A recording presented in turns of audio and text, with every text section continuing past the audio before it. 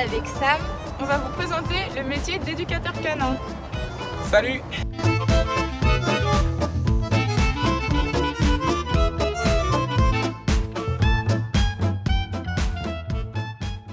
Je m'appelle Sam, j'habite à Dijon, j'ai 30 ans et je suis éducateur comportementaliste canin. Je suis installé depuis mi-septembre 2021 à mon compte, donc oui, en micro-entreprise. Du coup, je travaille en solo avec parfois mon chien Partoche qui vient en séance pour agrémenter et faire le jeu du stimuli pour faire évoluer les autres chiens. Ce qui m'a donné envie d'être éducateur comportementaliste canin, c'est la passion du chien, j'ai la passion des animaux. J'ai fait divers métiers et j'ai eu un chien il y a 2 ans. Et depuis l'arrivée de mon toutou, j'ai décidé de creuser et de chercher à comprendre comment le chien fonctionnait. Et j'ai tellement aimé et apprécié plancher sur tous ces sujets que j'ai décidé de me former et d'en faire du coup mon métier.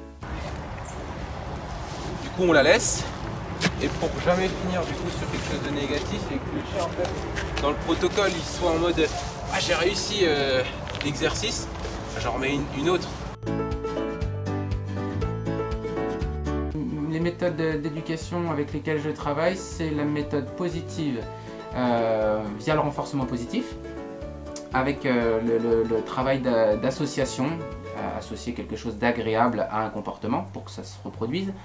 Et j'introduis aussi du non permissif. Je pose un cadre, comme avec des enfants, dire bah non, Benjamin, on va pas écrire sur les murs, tu auras un super cahier de coloriage, tu peux remplir le beau dessin et c'est super.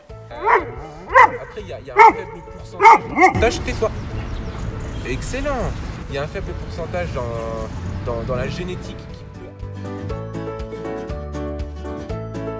Le maître chien, c'est un travail donc en binôme avec son chien de travail pour l'exercice par exemple de recherche de personnes disparues ou de recherche de produits stupéfiants.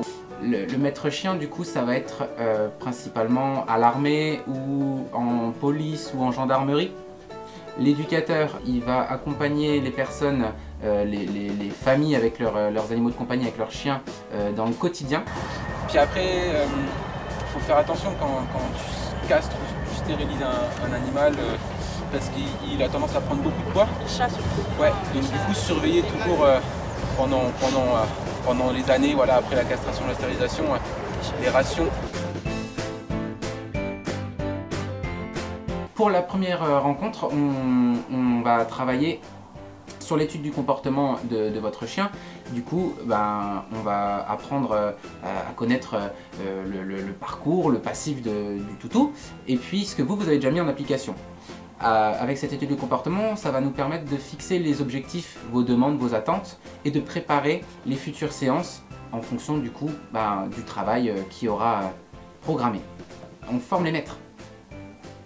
On donne des outils, on conseille, on a un regard extérieur. Après, derrière, c'est au maître de mettre en application et de répéter. C'est pas 1 heure de travail avec l'éduc ou le comportementaliste et c'est fini.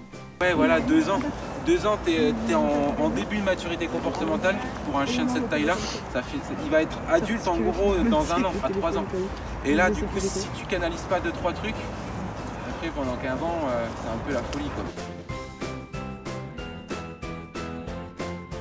Les avantages, il y en a beaucoup, c'est que du coup c'est un métier de passion, donc on n'y va pas à reculons le matin, c'est pas tu feras éducateur comportementaliste, hein. Non, donc du coup on se lève le matin, on est content d'aller au boulot, ça c'est un gros avantage. L'avantage c'est qu'on est toujours en lien, on voit des gens, on voit de l'humain, on voit des animaux, donc c'est bon aussi pour le moral. L'avantage aussi, l'avantage d'être beaucoup en extérieur, c'est bon pour le moral aussi. Alors, il n'y a pas de chien méchant, c'est-à-dire que le chiot, quand il naît, il ne va pas être méchant.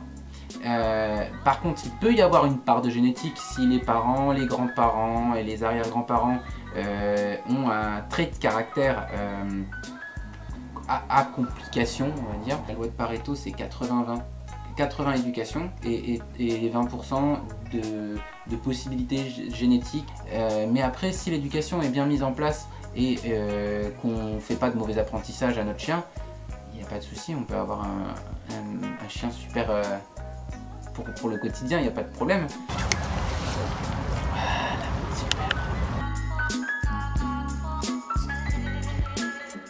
Vous avez plusieurs options. Il y a l'option brevet professionnel, c'est un diplôme qui est reconnu par l'État, qui se fait en plusieurs années, ou sinon les formations dans des centres privés ou écoles privées.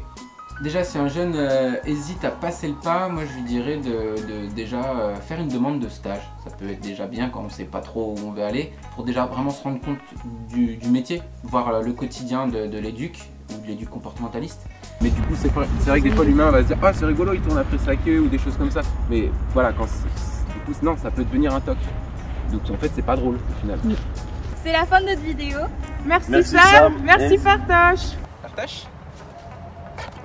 Oui.